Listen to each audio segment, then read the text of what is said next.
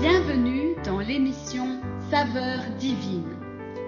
Cette bonne nouvelle du royaume sera prêchée dans le monde entier pour servir de témoignage à toutes les nations. Alors viendra la fin.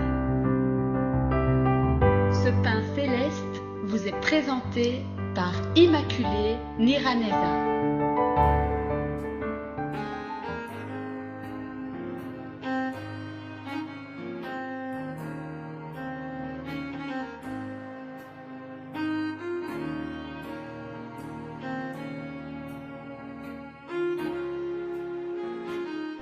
Bonjour et bienvenue très chers amis à l'écoute de cette émission. Que la paix de Christ soit avec vous.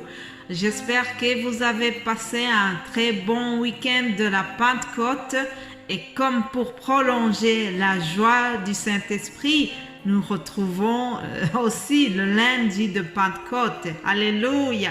Que la paix de Christ soit avec nous tous et que la joie du Saint-Esprit continue à inonder nos cœurs. C'est ce que je vous souhaite en tout cas, que le feu du Saint-Esprit continue à embraser votre vie et que nous soyons tous passionnés pour le Christ.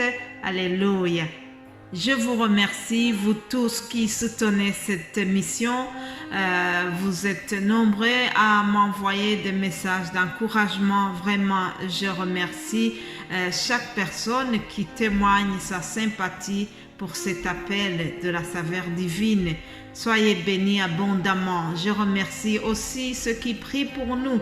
Je vous remercie vous tous qui apportez un soutien quelconque pour que ce ministère avance et que nous puissions ensemble élargir le royaume de Dieu. C'est vraiment quelque chose à laquelle je suis très sensible et soyez vraiment bénis au nom de Jésus-Christ. Amen. Je vous propose de commencer cette méditation par le psaume 127, verset 1er. Il est écrit « Cantique des degrés » de Salomon.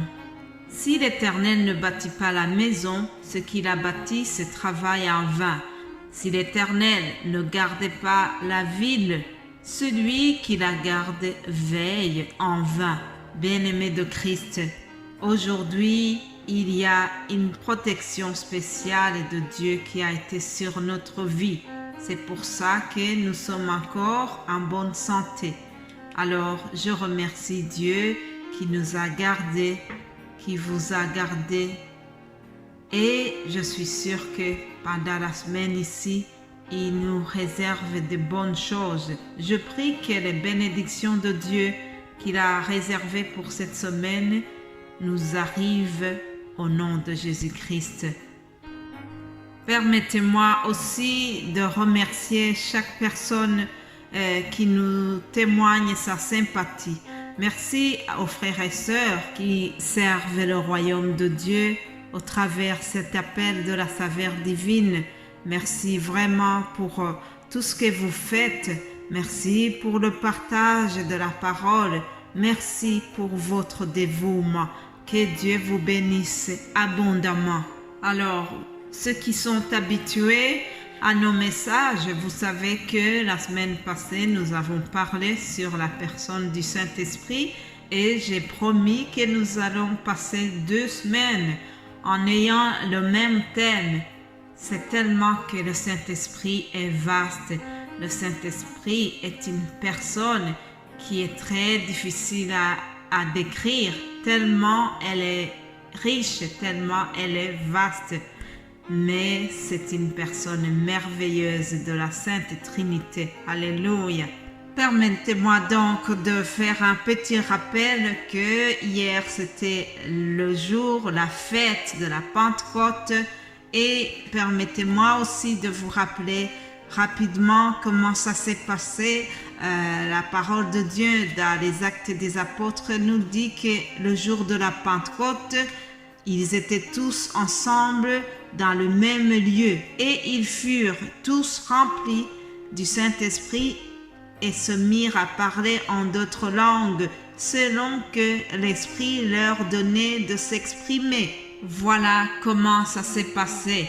La promesse du Saint-Esprit que Jésus avait donnée aux apôtres avant de remonter au ciel, cette promesse a été accomplie. C'est ce que nous voyons dans les Actes des Apôtres dans le chapitre 2.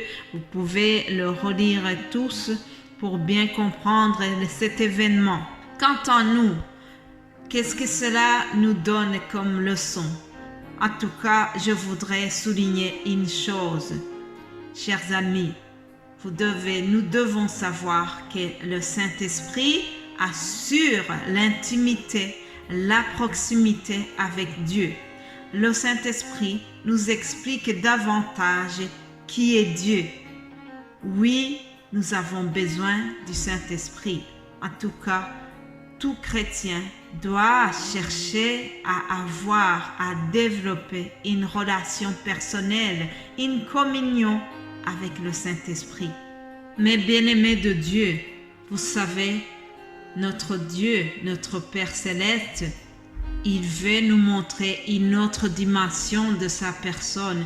Il veut nous expliquer une autre dimension de sa grâce, de son amour. Et pour cela, il a besoin d'utiliser le Saint-Esprit. C'est le Saint-Esprit qui doit nous aider pour garder une intimité avec Dieu. C'est le Saint-Esprit qui va nous aider pour remplir la mission qui nous a été donnée sur terre. Vous savez, nous sommes des partenaires de Dieu sur terre dans la mission d'élargir le royaume de Dieu.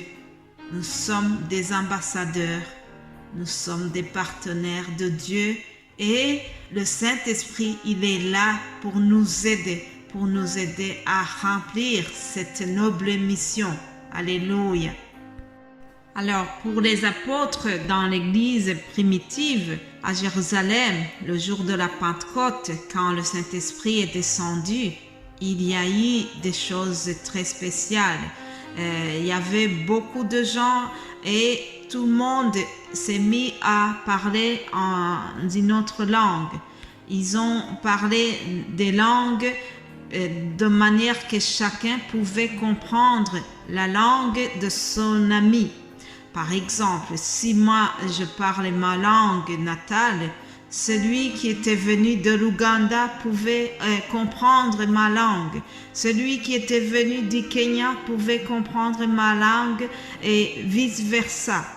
Donc, ils ont eu la possibilité de comprendre des langues étrangères, de tous les étrangers qui étaient réunis à Jérusalem, qui étaient venus pour justement la Pentecôte.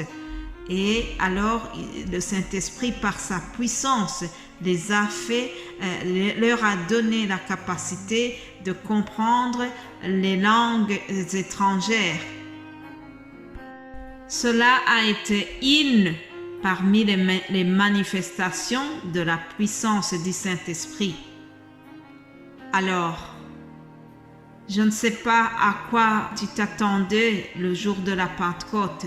Peut-être que tu as été satisfaite de ta Pentecôte.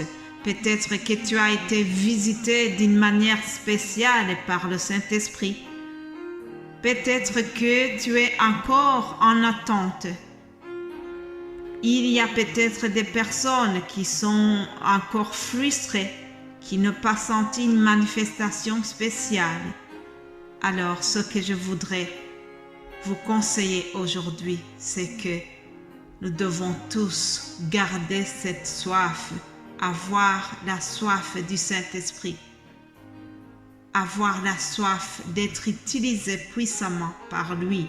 C'est lui qui va nous aider à être des vrais témoins de Christ. C'est lui qui va nous aider à garder la foi, à garder la sainteté.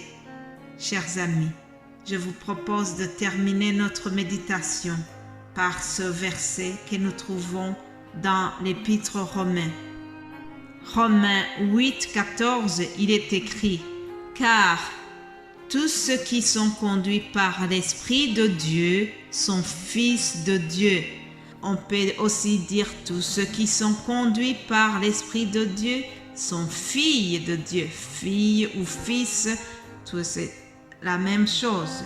Tous ceux qui sont conduits par l'Esprit de Dieu sont des enfants de Dieu. Alors, bien-aimés en Christ, ma plus grande soif, ma prière pour vous en terminant ce message, c'est que nous puissions tous être conduits par le Saint-Esprit pendant cette semaine. Que Dieu vous bénisse abondamment et nous allons continuer ce thème demain. Passez une excellente journée. Amen.